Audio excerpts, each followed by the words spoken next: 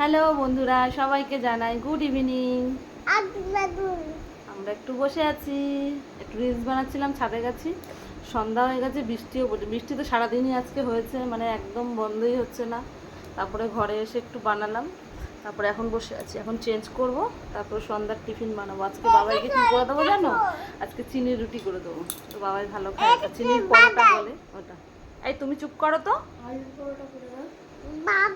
চুপ করো, ওটা আমার বাবাই। তুমি কে? ওটা তো বাবাই, তুমি কে?